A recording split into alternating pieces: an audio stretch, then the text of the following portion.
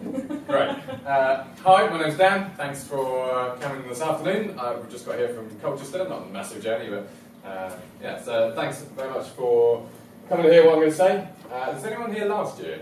Because I came out last year. Okay, you three, yeah? 4. Okay, so I might repeat a few things, but hopefully there's going to be some new stuff as well. To be completely truthful with you, I haven't actually no, that's a lie. I haven't worked with great whites since I last saw you. So the stuff I'm going to tell you about great whites is going to be quite similar. In fact, if I'm completely honest, I've seen a shark for about 13 or 14 seconds since this time last year, which was in January, just gone. I was in Egypt working, on a filmmaking course, and we were basically out every day, diving about 3 or 4 times a day, including night dives, filming things like turtles and moray eels, which I'd never seen before, which are pretty freaking cool, I think, now. And then on the last day of the last dive of the last day, we had 2 black-tip reef sharks come right up onto the reef where we were not snorkeling, but we were like right up on the surface, and it was absolutely amazing. But that's the only time I've seen a shark in the last year.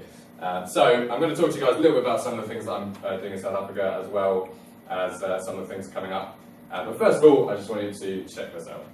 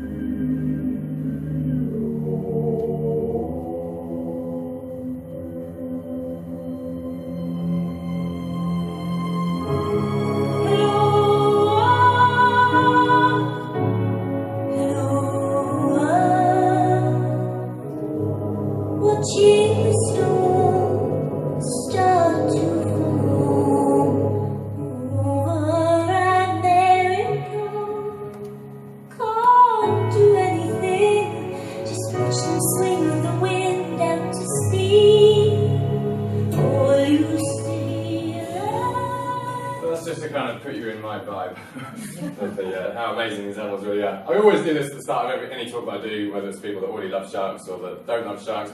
I want to hear a few of your words of things that come to mind when you hear the word shark. Hit me.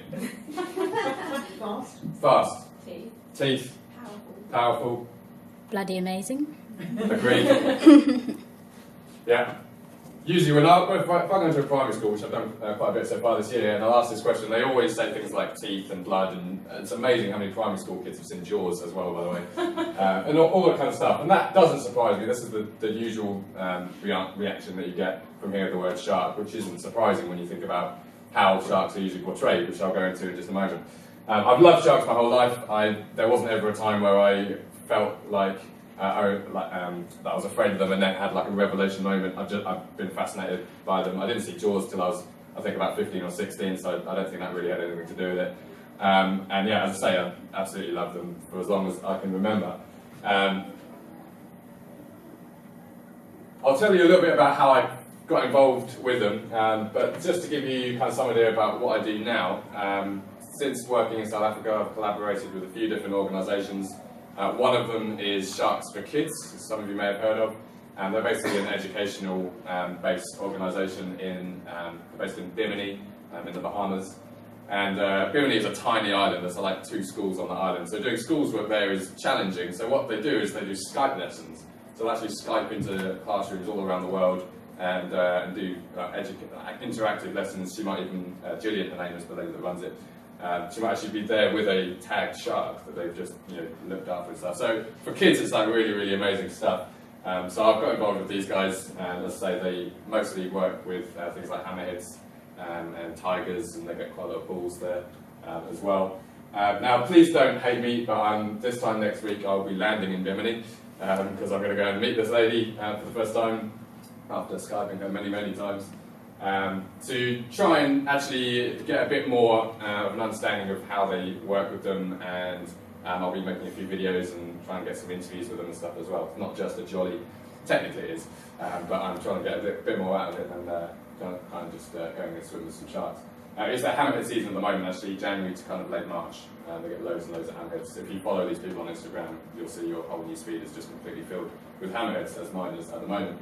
White Shark Video is another, which again you may have heard of. They do most of their stuff online, which they create educational videos, usually interviews or things like that. Even produced a film called White Shark Lies, which hasn't been published yet, but it's based around the culling that went on in Western Australia a few years ago.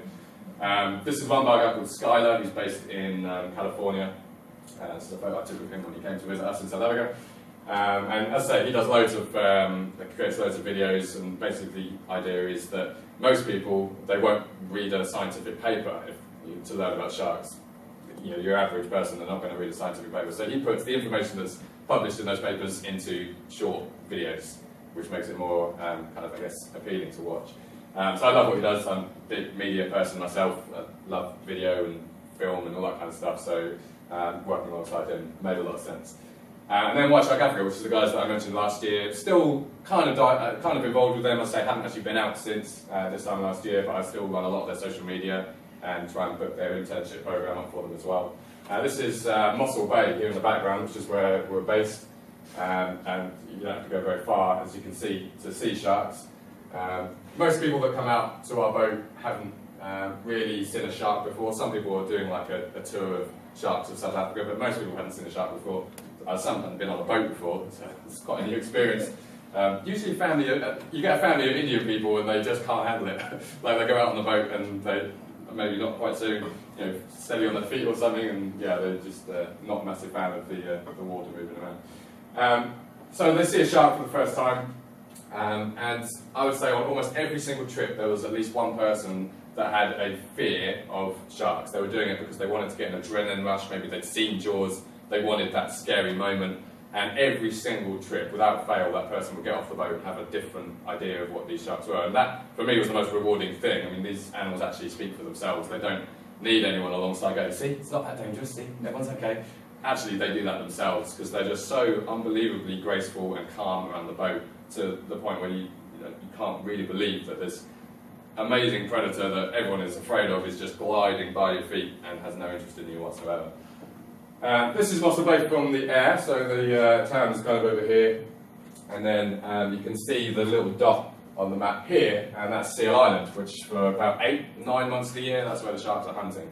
In the summertime, which for South Africa is around January, February time, there aren't any seals going in the water, believe it or not. That's the time that the babies are all being born, so the mums and dads will stay on the island.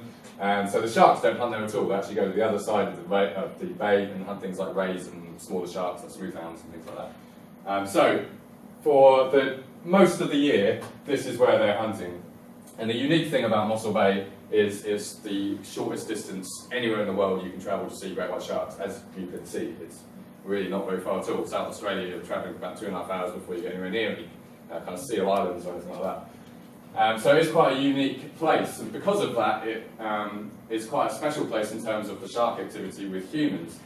You can see Seal Island behind me, you still can't see it, it's there. This is the closest beach to Seal Island. It's about 800 metres roughly, just less than a kilometre from the island, from the beach. And in there, you can't see anyone there, but in the summertime, again, because this is taken in the winter, there are loads of people on that beach, surfing, swimming, all kinds of things, sailing, kids they love like kayaking, stuff like that.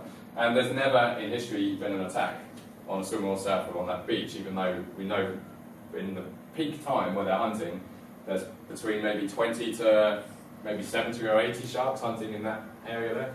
And that, even to me, someone that kind of love these animals and love seeing the way they are, that even to me surprises me, knowing how close they are to humans. And actually, I think that's a huge testament to sharks' intelligence, knowing what is their food and what isn't.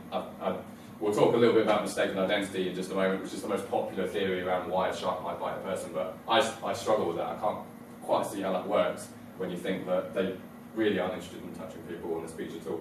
I'll show you a quick video. This is made by White Shark Video, the guys that I'm now working with on this very beach, so here we go.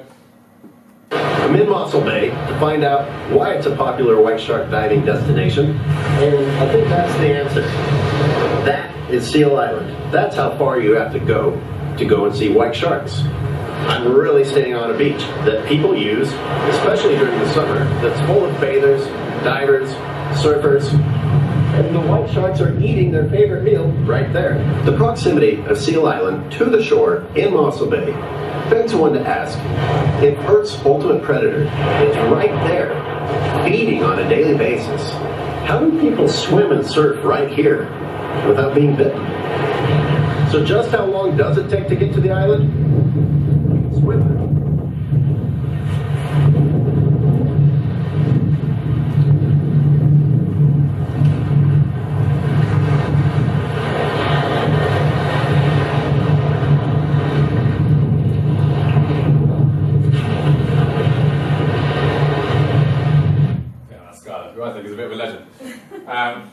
I'll talk to you a little bit more about sharks in a moment, but I'll just show you a few other videos of some of the other marine life that we get coming through the bay.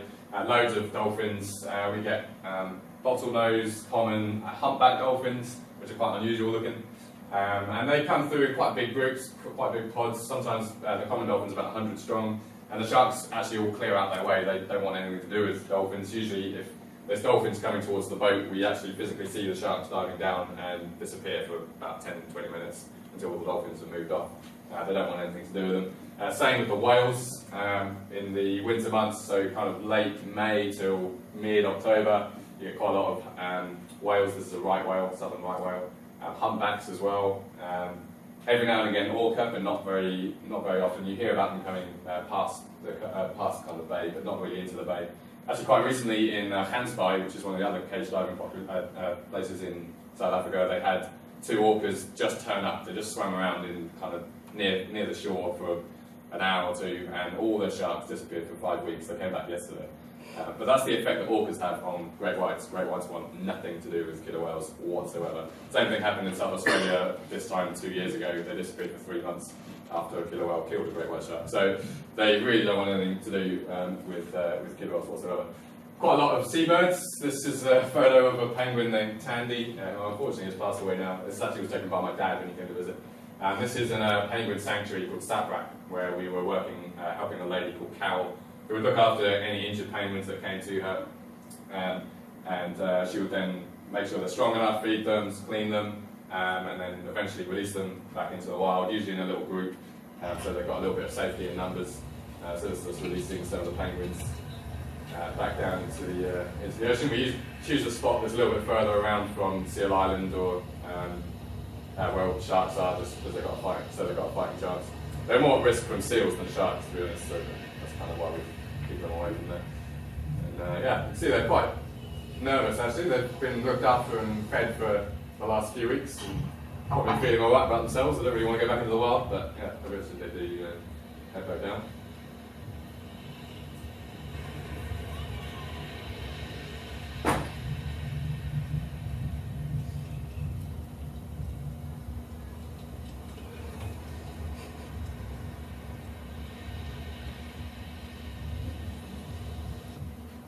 This is Cal here, she's the lady that runs the sanctuary.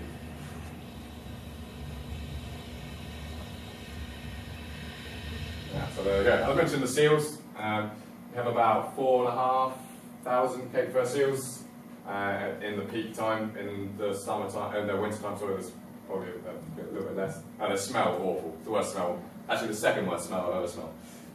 First being a dead, rotting whale. So yeah, this is obviously the reason why the sharks turn up, and this is probably the image that most people are used to seeing when it comes to sharks. This was taken off of our boat. Any newspaper coverage, this is the photo you see, big teeth, mouth wide open. We often forget, I think, when seeing images like this, how many other sharks there are, and I think some of the others, actually we were talking just a moment ago, the crocodile shark. Did anyone see that washed up? I mean, who's ever even heard of a crocodile shark up until this moment? So yeah, all the other species kind of don't really get a look in. There's about 98 species in South Africa. When we were working, when we were taking our interns out, because we take interns every month, we would take them on dive trips to other places. So I'll just show a few of the other sharks that we were getting in the water with. This is quiz time. Anyone know what this is? It has 3 names, so you can get any of them. Go on. Tiger shark? Not a tiger, but kind of on the right lines. Okay, one of its names is a sand tiger shark, which is what we call them in this country. They're also known as ragged tooth sharks, or raggies in South Africa, and grey nurse sharks in Australia. So there's a dive site just off the coast of Durban called the ARU Shoal, where you get quite large numbers of raggies. This is us diving with one. Usually quite slow moving, unless you breathe underneath them. They're not much a fan of that. If you've been to the London Aquarium, you'll see, I think they've got two at the moment. They make great aquarium sharks because they're really slow moving and they look pretty vicious, but they're actually completely harmless. I mean, if you're getting bitten by a ragged tooth shark, you've done something pretty wrong. You've done quite badly. And in fact, you'll see it's quite nervous to people. My friend Hannah, just in the corner there, is just about to swim after it, and you can see where it lowers its fins there. That's the shark's way of saying, I'm a little bit uncomfortable, not really happy with you being in my space. Sometimes they'll hunch their back, they'll kind of put a bit of an arch in their back and start swimming off. And that's the shark's way of saying, I don't want you in my space, I'm backing off a bit. And they do that to each other. As you can see, it looks terrifying, but it is completely harmless. This is the reason why they're called ragged tooth sharks. You can see from their teeth. Cool thing about this photo, though, is you can actually see the rows of teeth going back inside their mouths. Some of you may know that sharks will go through teeth all the time in their lifetime. Great white, about 30,000. When you're diving in an area where there are a lot of sharks, you can often find quite a lot of their teeth just lying in the sand. The funny thing about that, though, is if you tell your interns, say you've got 9 interns all going diving, they're all very excited, and you tell them you can find these, they spend their 45 minutes right on the bottom going like this through all the sand. They could be like whale sharks going overhead, anything, they're completely missing it. This is a bad photo, but you can just about see the head there. This is when I had a really naff GoPro, and the tail here. Anyone work out what that is? The clue is that it's a shark and that it's lying down. Lying down shark? It's a brilliant guess, but it's not the one. This is a white-tip reef shark, one of the only sharks that doesn't need to be swimming all the time in order to breathe. Tiger sharks can do that as well. So they can lie on the bottom, they'll still pump the water over their gills, which allows them to kind of rest, as it were. Not sleeping, but certainly kind of shut down certain parts of their brain and rest for a little while. And then at night time, they come alive, they'll start hunting all the fish and the rays on the reef, so they're certainly nighttime hunters. Any guesses on that one? Not the one at the top, that's me. Again, it's a bad photo. It's kind of like your classic looking shark, I think. This is an oceanic blacktip. A little bit bigger than blacktip reef sharks, and these are the ones that you would find mostly off the coast of Durban. They're actually quite conditioned, whether you think it's a good thing or not, to the sound of boats going over the top, because they know that they'll get food from them. There's quite a lot of I think there's 5 or 6 dive operators that go out and drop, you might have just seen it in the corner there, a big drum of tuna heads and stuff, which brings the sharks to the divers. They are conditioned, there's no question about that. Whether that's a good thing or a bad thing, you could argue both ways. The positive about it would be that where we do this diving is a protected area, and there are a lot of fishing boats in that area of South Africa. So you could argue bringing the sharks to the protected area keeps them alive, but obviously the negative is you're teaching them to associate the motor with possibly a food or water. This one, slightly unusual. The screen has cut off part of its nose, but the clue in this one is how many gills it has.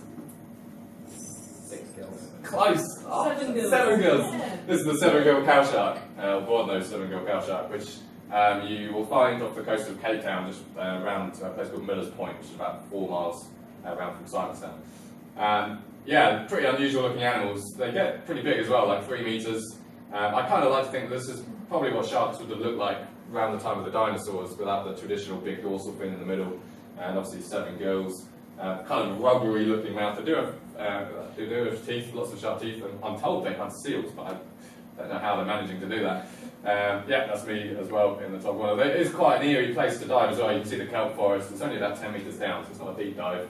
And you kind of just wait there on the bottom, and these things just kind of loom out of the murk at you. And yeah, it's quite a dramatic looking animal. You probably already know what this is. Yeah, hammerhead. There's quite a lot of different species of hammerhead. This is a smooth hammerhead shark, which is one of the smallest.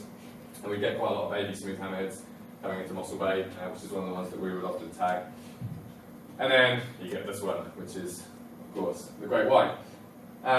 Great whites obviously have a bad reputation. They're probably the most famous shark out there. Jaws probably has a lot to do with it. But I think they're probably the most misunderstood animal on the planet.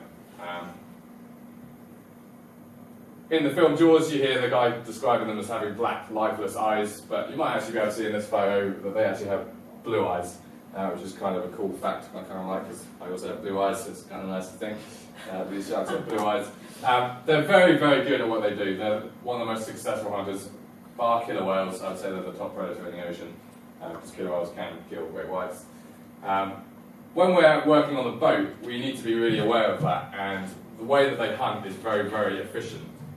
Things like breaching, which I'll talk about in a moment, they're very, very, very quick. And it's very, very, very difficult to try and control that kind of animal if it really wants to do some damage. But they never want to do damage to what we're working with.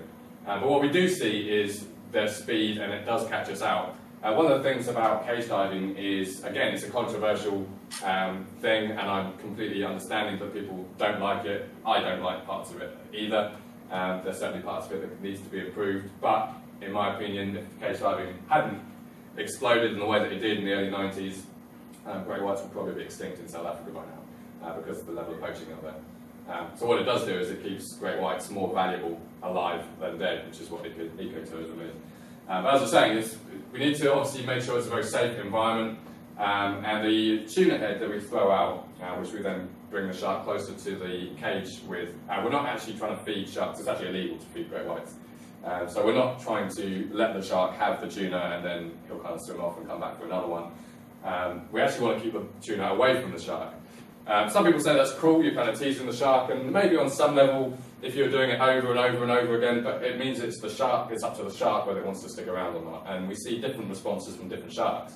Some young, curious ones will be around our boat for like an hour trying to work out what weird situation that it's never encountered before is. Others, the slightly bigger ones, slightly more mature, slightly more headstrong perhaps, will kind of take one sniff at it and go, you're wasting my time. I mean, Seal Island is right behind us. They know where their food is.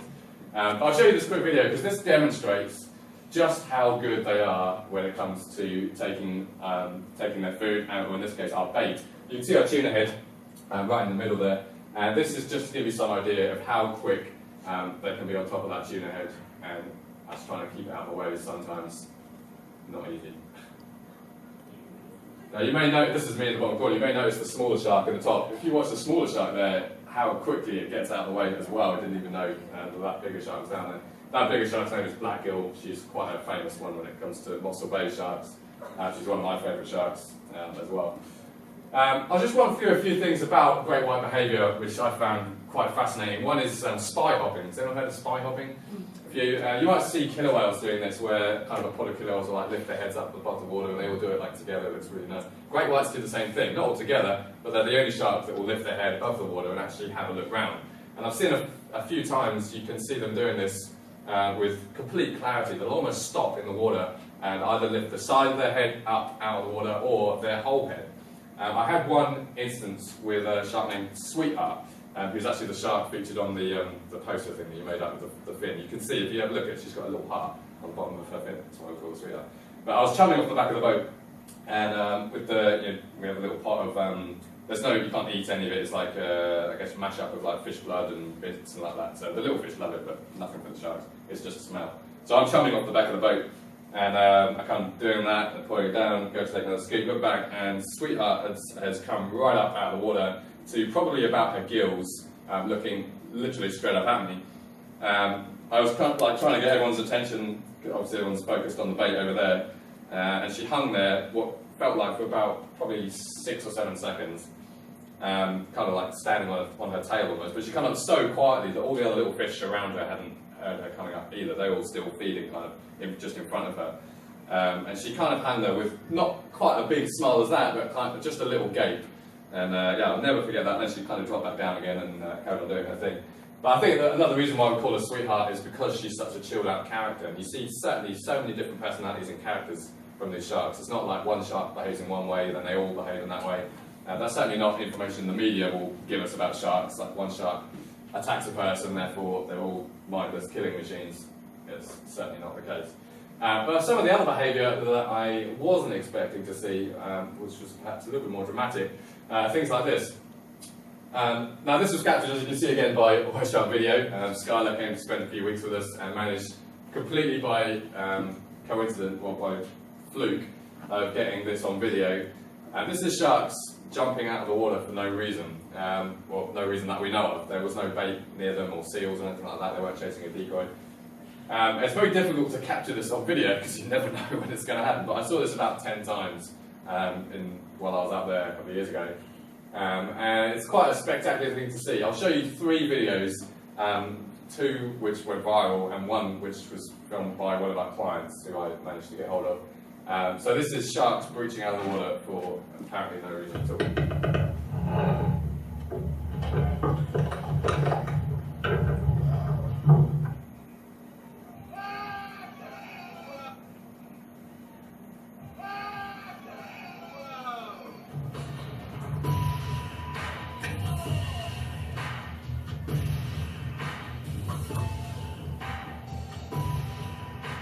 So one of the main theories behind this is if you're a smaller shark, which this one certainly is, and you have a much bigger shark beneath you, sometimes the only way to get out of the way would be by going up. But that does make sense, I do agree with that theory. But also I kind of like to think that similar to whales, sharks might like the feeling of jumping out of the water.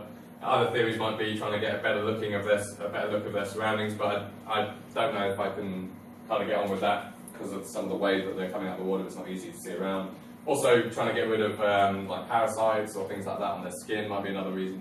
Of course, the media have their own ideas as to what's going on, which certainly is not the case. Good old TMZ doing their best, bless them. But yeah, certainly not the case that the shark's trying to jump on the boat. Sharks do breach. This is probably the most spectacular way of hunting that we see from great whites. In fact, the interesting thing about this photo. This, by the way, is a decoy, it's not a real seal, just in case you were worried for the seal. You can see its eyes, it looks white. Lots of sharks have what's called a nictitating membrane, tiger sharks, kind of like eyelids, to protect their eyes, but great whites don't have that. So to protect their eyes, they have to roll their eyes back into the head, and they'll do that almost any time they take a bite of something. And the reason they do that is because their eyes are so important to them. When we first started studying sharks, decades and decades ago, it was believed that sharks have really poor eyesight, but we actually know now that the great white's eyesight is probably its best sense. In fact, it will use its eyesight almost up to the moment of impact to home in on its prey. So its eyes are really, really important to it, so it needs to make sure its eyes are protected, and that's the reason why they roll their eyes back into their head. You can see a photo of a shark with its kind of eyes completely white rolled back. It looks kind of grotesque and perhaps a bit ugly, but I think that's a real testament to just how important their eyes are to them. And of course, the breaching is fairly spectacular. But the reason they breach, again, is about protection. Similar to rolling their eyes back in the head to protect their eyes, the reason they breach is to protect themselves. Seals, everyone has the image of seals as being cute, cuddly, fluffy little animals that couldn't hurt a fly and they're really, really cute and everything. Now, seals are lethal, especially to a shark. Some seals eat sharks. Like blues and makos and things like that, thresher sharks. You might have seen videos of them ripping their throats out. They don't eat great whites, but they are predators in themselves. They are big, powerful animals. Any time when there was a bull Cape fur seal, which are these kinds of seals, around our boat, which is fairly regularly, the sharks would get out of his way. I've seen one bull seal absolutely manhandling like 4 or 5 juvenile sharks. They wanted nothing to do with him, and he sat next to our boat and they wouldn't come any close to him, because this is a big, powerful animal, and the sharks know it. So to catch an animal like that, you've got to have a really good technique. You've got to be really sure about what you're doing, and that is the reason why they breach, because they don't want to give that seal any chance to fight back. If that seal starts fighting back, that's bad news for the shark, especially if it gets its eyes or its gills or something like that. And we saw lots of juvenile sharks with scratch marks, sometimes like chunks of flesh out of their snouts, and that's where they've timed this wrong. They've got it wrong. The seal's seen them coming, and it's kind of been able to fight back. 50% of the time, the seal gets away, so it's quite a level playing field. And when we would go out early morning to do this kind of thing, which is most of the time when they're hunting, when there's low light, so the seals can't see down because of the camouflage, and that's when we would see the juvenile sharks messing up. So they would come up and they would approach wrong, and you see a whole load of thrashing, and then suddenly the shape will come out of the water. It's a seal flinging itself backwards to get out of the way, and then we'd watch for 4 or 5 minutes this kind of going on, and then the shark would get tired and give up. If you don't succeed first time, the shark's probably not going to get the seal. So it is a very effective method when they get it right, because they want to make sure that seal is completely disabled first time. Now, that brings me on again to sharks and people, because again, you can see the beach in the background there, knowing that there are people swimming and surfing along this area of the coast. And that again, as I say, brings me on to sharks and people. I mentioned this last time, but I'll mention it again. Anyone see this happening? This was about 2 years ago. Mick Fanning, professional surfer, lying on a surfboard, and live on television, a juvenile shark, probably about 2.5 meters, comes up behind him. I think it gets caught in the rope that links kind of his ankle to his surfboard, freaks out a bit, thrashes around, what we're seeing there. Mick obviously freaks out as well. I think punches the shark on the back, doesn't he? And then gets out of the water. But the media obviously called this a shark attack. Why wouldn't they? That's the words that they're going to use to get the most sales on their newspapers. But this isn't a shark attack. I'm pretty sure you guys know what a shark attack looks like, but that's what a shark attack looks like. If that shark really wanted to take down Mick, he would have breached on him. He would have seen him, silhouette on the surface, let's say mistaken him for a seal, gone, oh look, there's a seal. That's what we would see in this photo, not what we're seeing there. So this is something different. This is, in my opinion, more about curiosity. Great whites, especially juvenile great whites, are very, very curious animals. It's all down to personality, which I'll mention a little bit more in a moment. But some sharks will be curious about the situation, some will be more timid and nervous about the situation. One particular shark that's coming to mind now is Nubs, who's a young, about just over 2.5 metre male. And we would take the bait out of the water every time he turned up at the boat, because he is so curious about everything else going on. There was one incident I remember now that, you know the white fenders that you hang off the side of the boat? He clamped his jaws onto the side of that fender for about 10 seconds while we were working on the cage. On the other side, we kind of heard a noise, and we all went round to that side of the boat, and he was just hanging on to that fender, I'd say for about 10 seconds. I've not seen another shark do that.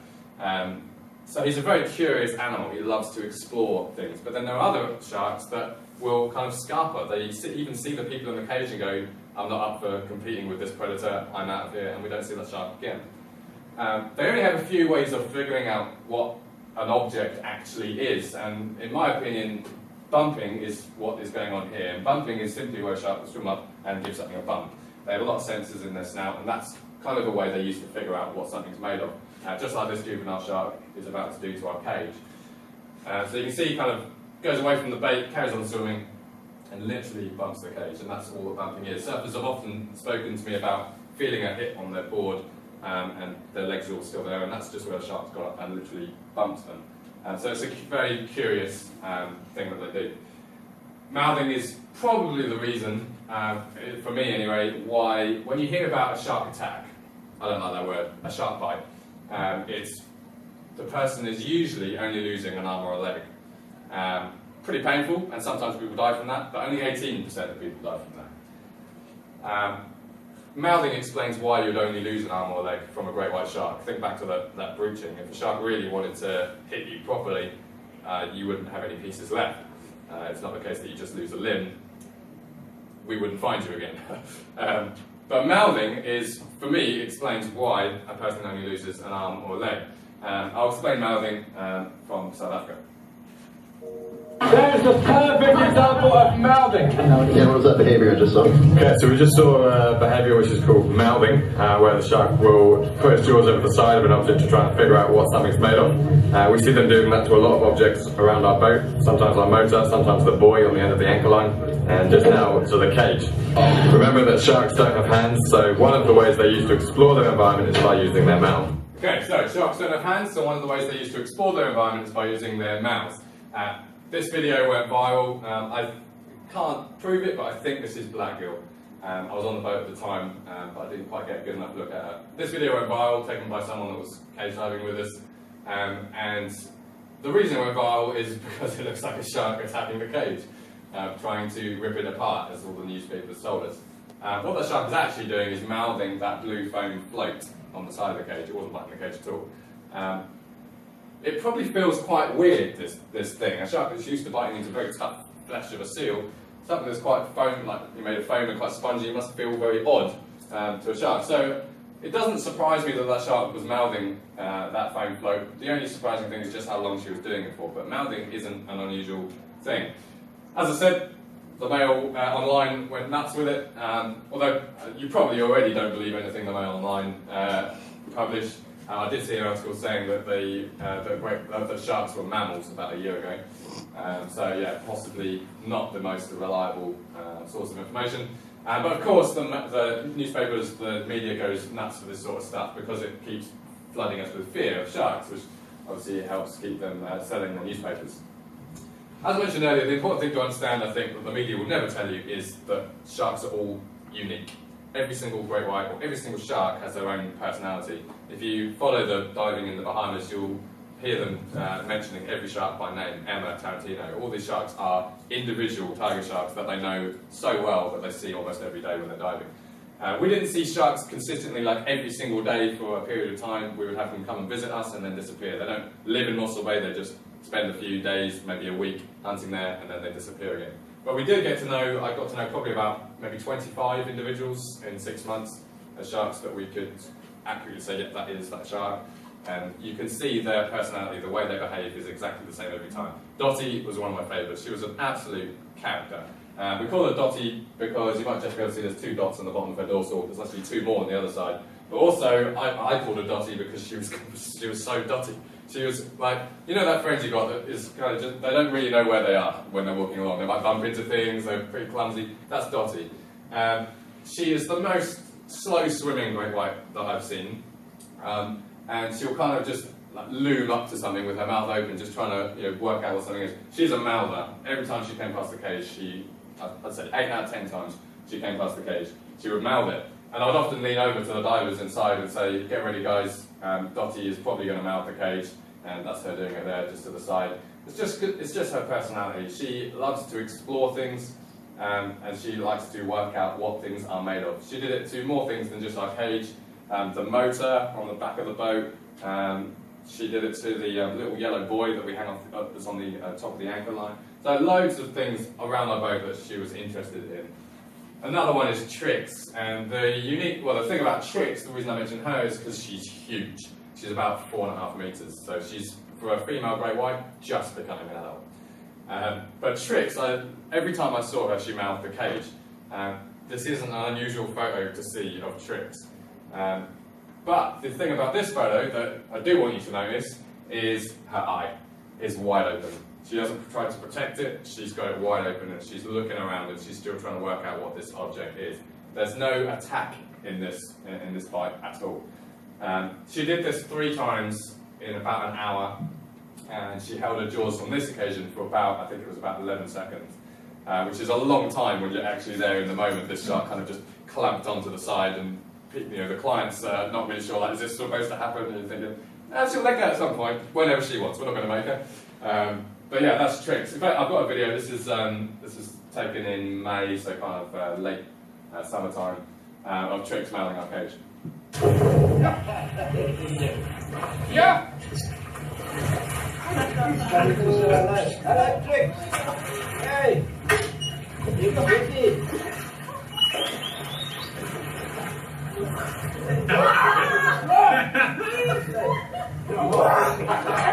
Quite exciting for, I think they were Argentinian tourists with us that day. But as you can see, not a lot of force is going into that bite at all. If you think a shark the size of Trix, 4.5 meters, if she wanted to rip that cage apart, I think she probably could. If she can take a seal apart, she can take that cage apart. But she really isn't interested in doing that at all. The problem with this is you take this photo or that video, put it into the media, and you already know the kind of news articles that you're going to be seeing. Very similar to the ones that came out while I was out there. This was from an incident that happened in Hansby, which is about a 4-hour drive up the coast from where we are. Sharks doing exactly the same thing that you just saw what Trix doing, and yet this is the media attention that they get. Now the media, as you probably already know, go quite far to keep people afraid of sharks. I will say some media outlets are changing slightly, and you can see a massive improvement in the language that's used. But the words like lurking, shark attack, all these kinds of things really don't help build up the public's image of these animals. But they really went one too far on this next example I'm going to show you, which was based here in the UK. Anyone know what's wrong with this? Hopefully all of you. This is like a real article that came out. Yeah, obviously this is a basking shark, which we are so lucky to have basking sharks swim past the coast of Cornwall between kind of June and early August. Actually, me and Leah went and sat on a boat for 8 hours in June. This is why I haven't seen a shark since last year. This time last year, we sat on a boat for 8 hours waiting for basking sharks and didn't see any. In fact, they didn't see any, I think, for a few weeks after that. But yeah, we got loads of basking sharks coming past the coast of Cornwall. In fact, we have about 30 species of sharks coming past the coast of Cornwall, but that's a story for another time. But this is the reason why sharks are so feared in this country. Any time a basking shark comes past, of course we're going to be afraid if we're being given words like Jaws attack and circling the coast. This is all, fearful language. I've got a guy online. Has anyone heard of David Schiffman? No? Yeah? So he's a scientist. He's based in Florida, although he's just about to move to Canada. But he has a thing where he'll alter newspaper articles. So on the left is the original: fisherman spots great white shark 4 or 5 miles off Juniper coast, which he's adjusted to sharks seen swimming in the ocean. You know where sharks live, which is far less entertaining, but probably a lot more accurate. Shark steals catch from woman's fishing rod. Adjusted to fish eating animal eats a fish. Again, not particularly newsworthy, but far more accurate. You can see how it kind of changes. So, do we need to fear sharks? Well, let's find out. You guys might already be familiar with some of these statistics. So, we've got how many people killed on average by vending machines, cows, toasters, hippos, and sharks. Which is going to be at the top of that list?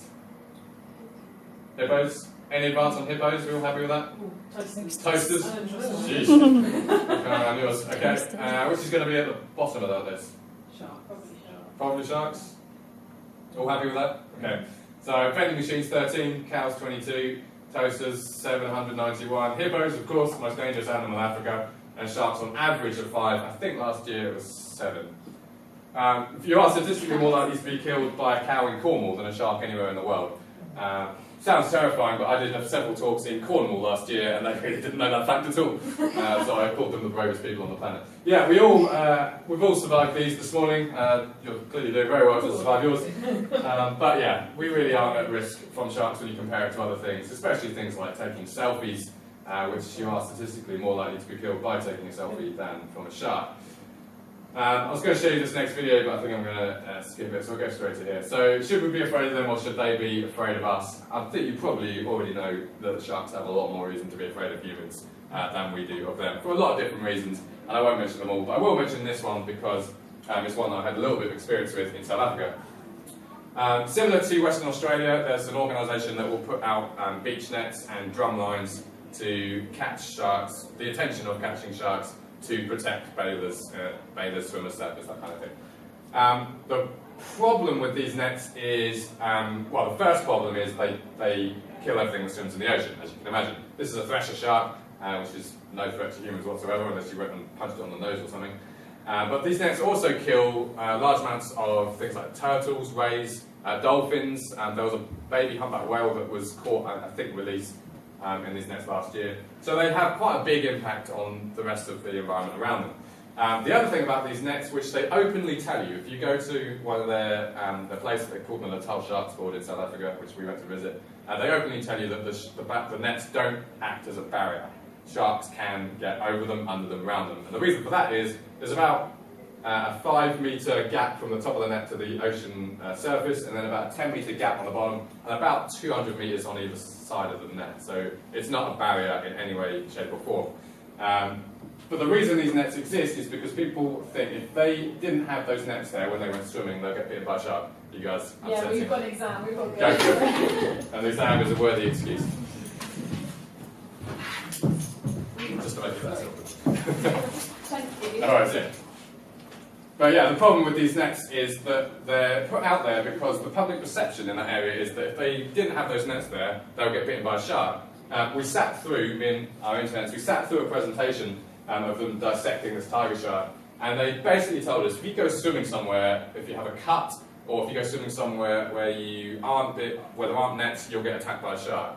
That's false information to the extreme, and we've known for decades that sharks aren't interested in human blood. They're just not. It's not made up in the same kind of makeup of fish blood, and it's false information. But it's that kind of information that keeps these people afraid of sharks. They told us around 600 sharks are caught a year, and they told us about 80 of those are released alive. So it has a massive impact on the shark population, which is in serious decline in that area, just off the coast of Durban. same place where we went scuba diving with those blackfins. So that is the Natal Sharks Board, and as I say, that is quite a major problem in South Africa. It's getting there slowly, but the education level is quite low when it comes to sharks, that they really have no reason to take those nets out. The reason those nets exist, like I say, is tourism, and also if the Natal Sharks Board wasn't there, that's 100 South African men and women who would lose their jobs. And the government in South Africa right now isn't about people losing their jobs. So that's another reason why the Natal Sharks Board exists. Probably you're already familiar with the main reason sharks are in quite serious decline is finning, although fishing in general is the biggest problem facing sharks. While I was in Egypt, I was hoping to see one of these. This is an oceanic whitetip. They have quite a famous reef there where they will see them often. We didn't see any. I don't think it's because of the finning, I think it was the wrong time of year, but this animal is really suffering from finning. They're a pelagic species, so they have quite a large range where they swim. And it's estimated in the last 50 years we've lost about 98% of oceanic whitetips, which is quite a big amount. Again, finning is quite a barbaric thing to do to an animal. As you're probably already aware, the process is chopping off the fin while the animal's still alive. But it's also quite wasteful. Whether you think the rest of the animal should be used or not is up to you. There's tests going on at the moment to try and prove how much mercury levels there are in sharks that actually make it quite toxic for people to eat. But all these other things add up to quite a big number. You might be familiar with this guy if you're an Instagram user. This is Mark the Shark, who is quite proud of the fact he goes out and kills as many sharks as he can. And then he tags Greenpeace and Sea Shepherd saying, what are you going to do about this? Like, yeah, he likes the camaraderie of it all. But commercial, sport fishing kills more sharks in America at the moment than commercial fishing. Bycatch is another big problem, which I'll mention in a moment. Of course, finning, and the Western Australian government not doing them any favours in that top left corner. Adding all these things together, the number estimated of how many sharks killed a year is between about 63 to 273 million. Most conservation groups will use 100 million. That's, to be honest, just because they've rounded that number up. We don't actually know that that's how many. It really is very difficult to tell. Most of the docks in Costa Rica, where most of the finning boats are based, are now privately owned, so you can't see how many fins are coming in each year. But that is a rough estimate. I'm sure you already know what one of these is, but taking out that top predator, or all the fish that are overfishing at the moment, does have a huge effect on everything else. Of course, this whole ecosystem is now completely imbalanced with the population explosion here, and then obviously lack of decreasing numbers here, and so on and so on. If we're taking one or two sharks out, it wouldn't be a problem, but about 90% have gone in the last 50 years. The problem with sharks, as opposed to bony fish, is their reproductive rate. So fish will lay thousands and thousands of eggs in one go, and some will survive, some won't. Sharks, it takes, for a great white, for example, they estimate around 2 years, the gestation period of around 2 years, and then she has to wait another few years before she can give birth again. But it takes her about 30 years to reach sexual maturity for a female great white, which is a long, long time. We've gotten pretty good at catching these sharks now, and they're obviously not really standing much of a chance at the rate that we can fish them out of the oceans. The effect that we're seeing now is that the removal of sharks is having a huge impact on everything else. So this is the bit of what can I do? Well, there's quite a few things you can do. The first is simply down to knowing where your food comes from, which I'm sure you guys are already aware of. But things like bycatch have a huge impact on loads of other species. So if you go out fishermen targeting, in this example, shrimps or prawns, everything else in the photo is bycatch, things that have no commercial value, that you can't sell. This is the stuff where the money is, but nothing else you can sell. So that will now be dead, and we'll kind of shovel it over the side. That's bycatch. Sharks are a huge risk from bycatch, but also seabirds as well. Albatross, about 2,000 albatross are killed by bycatch each year, and things like turtles and, of course, rays and all, things like that, things that aren't being targeted. So understanding where your food comes from is important. If you want to eat seafood, which that's up to you. Personally, I don't, but it's up to you. If you do, you can eat sustainably, eat seafood sustainably. But understanding things like bycatch is quite a big thing, I think, because most people, plate of prawns, prawn curry, something like that, they don't really realise that, let's say, a whole room full of fish has been killed just for that plate of prawns. I mentioned shark fin soup. This is an estimated map of where the restaurants that still serve shark fin soup are in this country.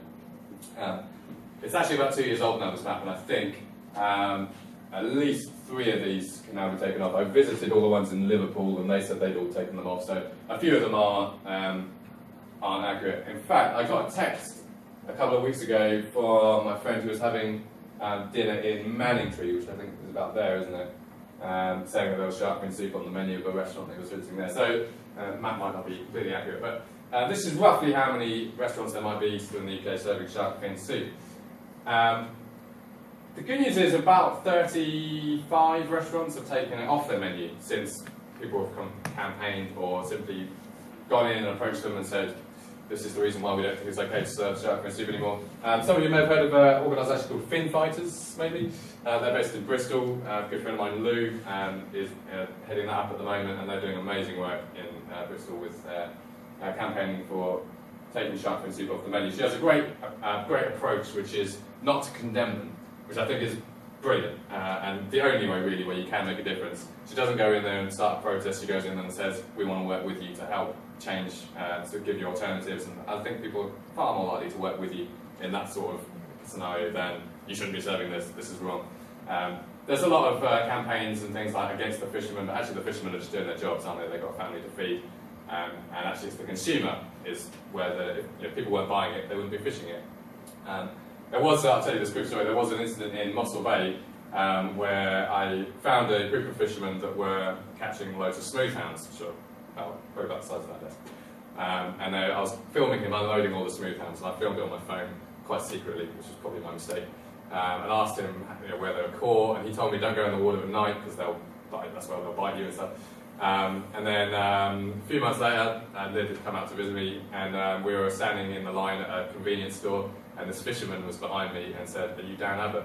I said, yeah, I am. So are you still against us fishing then?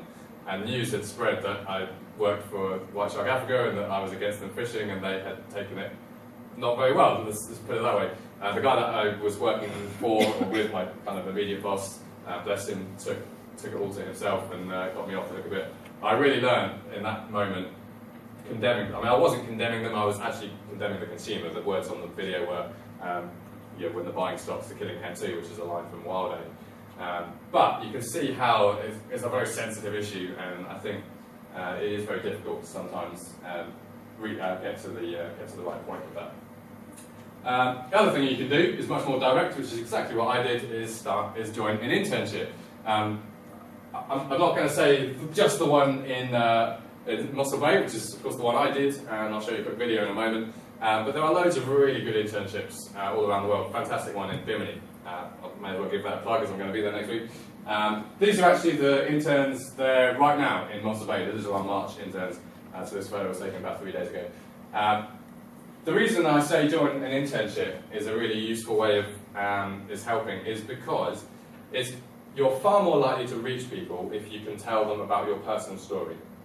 It's really powerful showing, okay, put it this way, it's really powerful showing people a photo of a shark, but it's 10 times more powerful showing them an image of you and that shark. Because people want to know about the personal story, and this is pretty much all I was learning when I was doing my filmmaking course in Egypt, is that don't just film the animal, get the story across, which the BBC do this really, really well. And they're probably the only media company that do it without using a person. They'll create the story around the animal, but most places will need to use a person. Your personal story is more powerful than anything else you could offer about these animals. And that's why joining an internship is great, because even if you go for a month, when I went out there I only went for 2 months, got a job out of it, but I only went for 2 months, and from that I was able to share, I did loads of talks in the time before I went back out again. You're able to share your story, and people are far more interested in people's stories than the wider story. So what I call this is start your story. Your story may have already started, which is fantastic, but build on your story and create something that people will want to come and hear from. So this is a quick video that I made called Start Your Story, and this is the internship in White Shark Africa. I'm pretty sure there should be audio there. It might have logged off. Bear with me 1 second. Just going to reconnect to my little boom box down in the bottom corner there. There it is.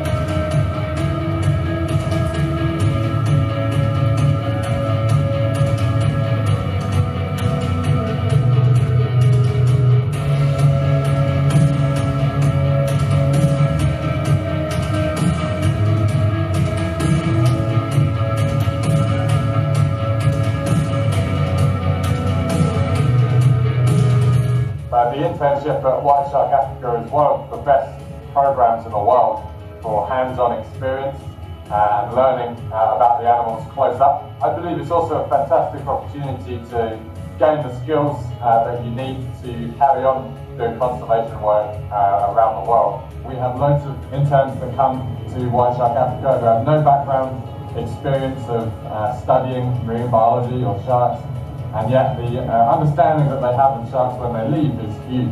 You learn so much within the first couple of days that you feel like a shark expert in like a week.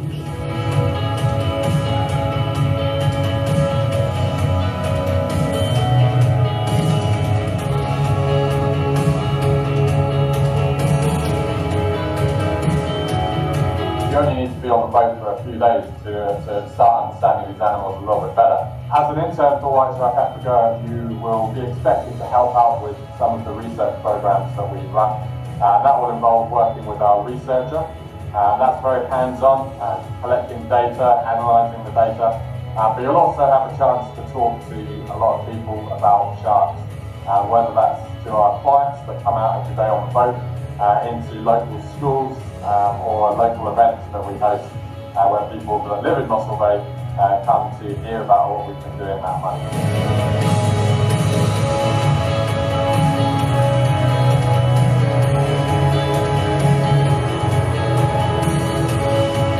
As of right now, I already have 3 conservation talks as soon as I get home with little kids. I'm going to start very early. When I get home, the main thing is going to be advocacy. I think once you've had these first-hand experiences, that people are much more likely to listen to your stories. Being able to take a bit of knowledge home and share with, even if it begins with just friends and family, and building up and maybe talking to children in schools, all that grassroots education that can then change the misconceptions about sharks. Once our interns have finished their month, or 2, if they decide to do 2, then they go back home, and we're now seeing our interns all around the world starting fantastic conservation campaigns, raising awareness for sharks and making a huge difference.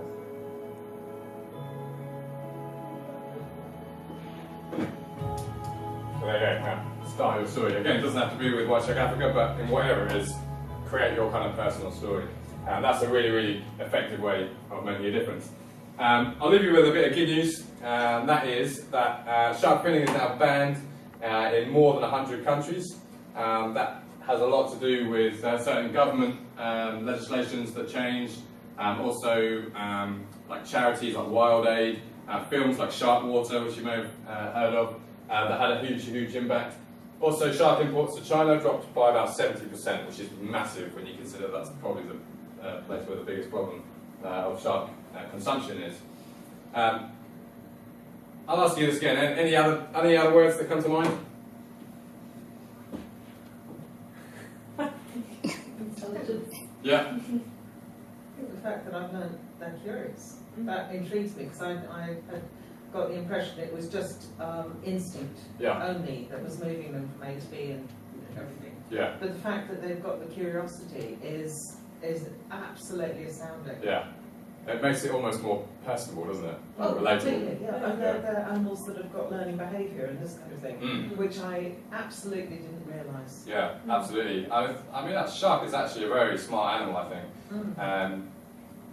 When you see them interacting with each other or with our boat, you can see its thought process, and that in itself, for an animal that size, that has been around for as long as it has, is quite an amazing thing.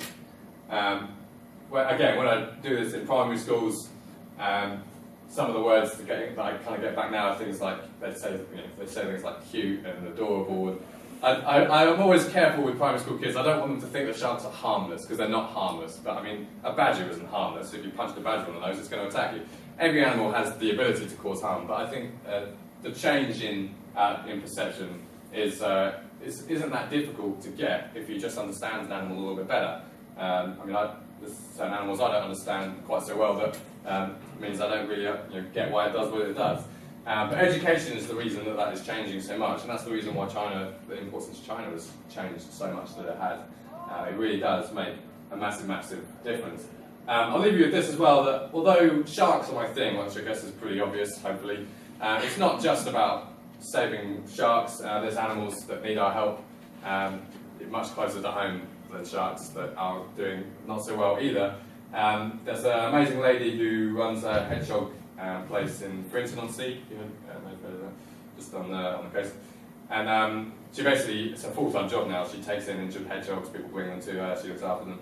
And I did a little video for her, and she told me that the scientists are reckoning that in about 10 to 15 years they'll be extinct because of all the new developments of roads, and people have really tidy gardens using chemicals on their plants and things like that. And this is an animal that we've all grown up with on our doorstep type thing. So there are a lot of other animals that need our help as well. So find whatever it is that you are passionate about and see what you can do to help it. My very last thing is, turns out there is such thing as a man-eating shark. It's far more scary than we could have previously thought, but it looks like that. There you go. Any questions?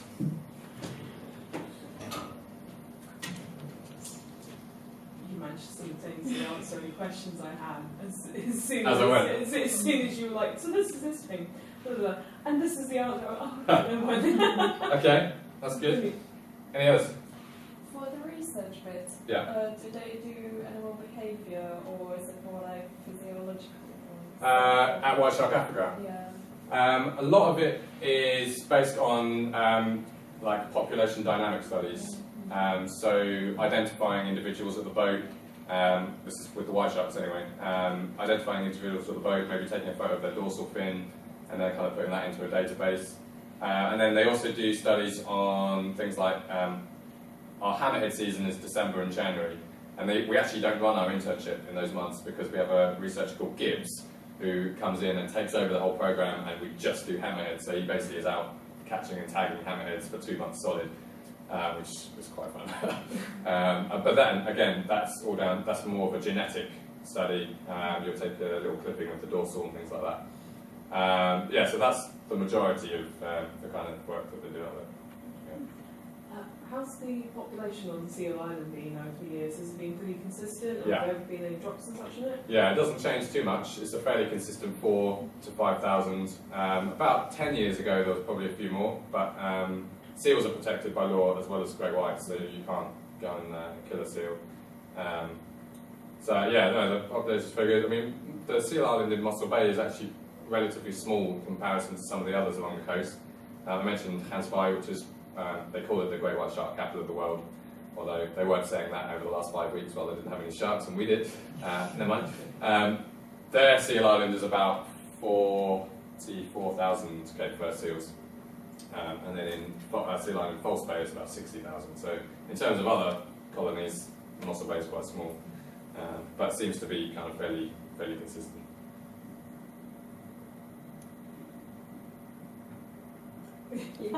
Great. Thank you so much for coming Pleasure. on, man. It's always great to see you, and yeah, still great talk. Fantastic. And Next time I'll hopefully be able to talk to you more about hammerheads. yeah, no, that'd be fantastic. Are you seeing the same kind of species there? Is it smooth scalloped you find over there? In Mossel Bay, No, where are you going next week? Bimini is great for, at the moment, hammerheads till probably early April. They get tigers as well. You might have heard of Tiger Beach, which is Florida, which is probably the best place in the world to see tiger. I tried to get a trip to Tiger Beach, but logistically I just couldn't make it work in the tunnels there, so I'll have to go another time. They get loads of lemon sharks. You might have seen in like shark programs like the little baby lemon sharks in the mangroves. That's kind of in that area. Nurse sharks as well. They get bulls. Yeah, it's a real kind of quite a diverse range, and they all hang out together as well. There's a great video I saw the other day of a tiger swimming through the shop, then a hammerhead, and then a nurse shark. So they're all like in the same area together, all kind of tolerant at each other's space, which is kind of cool. Yeah. Fantastic, Cool. thank you. Thanks, guys.